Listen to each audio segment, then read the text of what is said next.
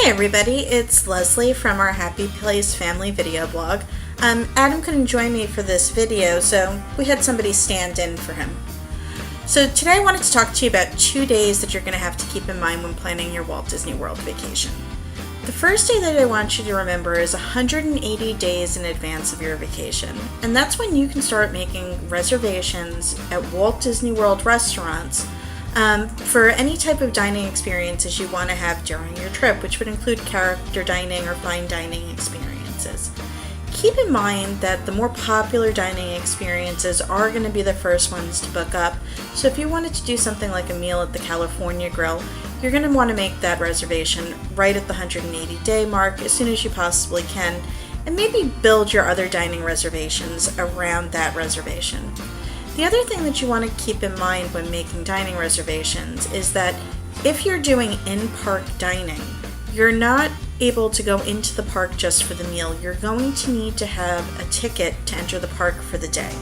So there are 2 ways to do this. Make sure you do your dining planning around your touring schedule, which you may not even have set up yet.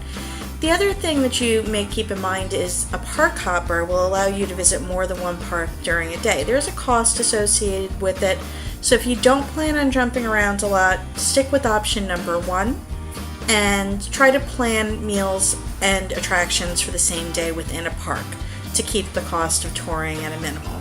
And then again, the second date that you're going to want to keep in mind is 60 days in advance of your hotel reservation if you're staying on property, or 30 days in advance of the date that you're attending the park for making fast pass reservations.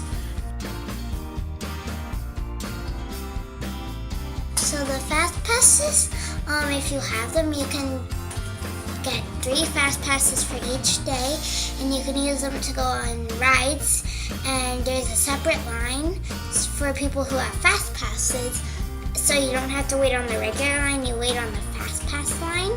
And when you have a fast pass, if it's like a very popular ride, you won't need to wait that long because you'll have a fast pass to help you, and you can get on the ride quicker than if you didn't have a fast pass. Fast passes are a great service offered by Disney. They're absolutely free, and they can do a substantial amount on cutting down on your wait times at the parks. Guests that are staying on property have the ability to book these 60 days in advance of the first day of their hotel reservation on property.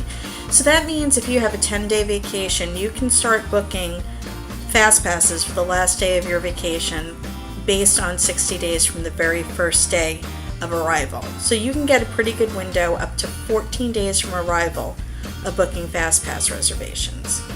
Now, the popular attractions are going to book up first. Sometimes the good thing to do is if you're staying on property, you can start at the end of your trip and book fast pass reservations for the more popular attractions like Flights of Passage and Seven Dwarfs Mine Train later in the trip, and then work backwards booking your other fast pass reservations for popular but not such high in demand attractions like Big Thunder Mountain Railroad, Splash Mountain, or Soarin' at Epcot.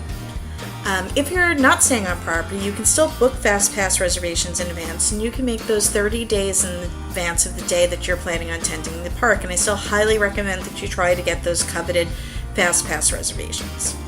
Something to keep in mind for both dining reservations and fast pass reservations is that people's plans change, so that if you don't get something that you absolutely want right away, keep trying. It doesn't hurt to check back periodically and see if something's opened up that wasn't available before.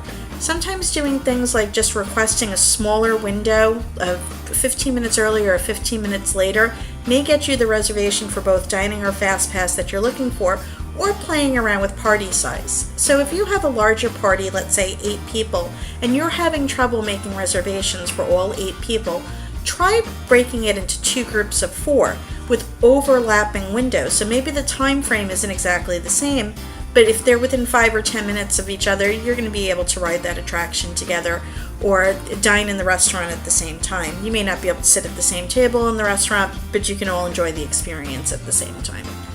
I hope you find these tips helpful. Let me know what you think of the video down in the comments. Let me know how you thought Adam stand-in did today in case he has to help us again in the future. And I'll talk to you guys real soon. Have a good one. everything you need for planning. You can find everything you need for planning on My Disney Experience.